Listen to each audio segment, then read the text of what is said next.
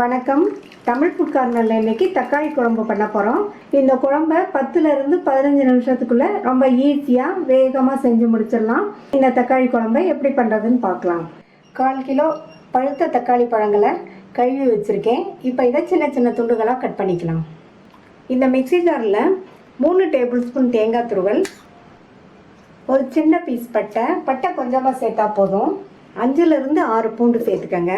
ஒரு 7-8 போட சின்ன வெங்காயம், 1 டீஸ்பூன் சோம்பு, 1/2 டீஸ்பூன் சீரகம், 15 நிமிஷமாக ஊற வச்ச 1 டீஸ்பூன் கசகசாவை இதில் சேர்த்துக்கலாம்.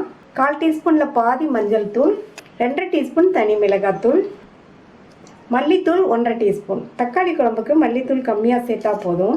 அடுத்து இது கூட கட் பண்ண தக்காளியை சேர்த்துட்டு தண்ணி கொஞ்சமாக சேர்த்துக்கலாம். தக்காளி சேர்த்துருக்கிறதுனால தண்ணி நிறைய தேவைப்படாது. இப்போ இதை நல்லா நைஸ் விழுதாக அரைச்சிக்கலாம்.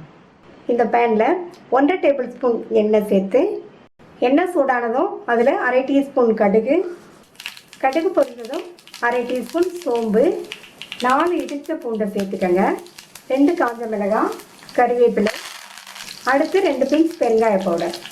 ஸ்டவ்வோட தீயை குறைச்சிட்டு நம்ம அரைச்ச இந்த தக்காளி விழுதை இதில் சேர்த்துடலாம். இது கூட மிக்ஸி ஜாரை கழுவி 2.5 கப் தண்ணி சேர்த்துக்கலாம். தண்ணி சேர்த்துட்டு ஸ்டவ்வோட தீயை கூட்டிட்டு குழம்புக்கு தேவையான அளவு உப்பு சேர்த்து நல்லா ஒரு தடவை கலந்து விட்டுடலாம். இந்த குழம்பு நல்லா கொதித்து வரட்டும். மூடி போட்டு ஸ்டவ்வை லோ மீடியம் ஃப்ளேமில் வச்சுருங்க. 5-6 நிமிஷமாக நல்லா கொதித்து சேர்த்த மசாலா தூளோட பச்சை வாசனை எல்லாம் போய் குழம்பு ஓரளவு திக்காயிடுச்சு. நல்லா கமகமன் வாசனையாக இருக்குது. ஆல்மோஸ்ட் நம்மளுடைய தக்காளி குழம்பு ரெடி ஆகிடுச்சு.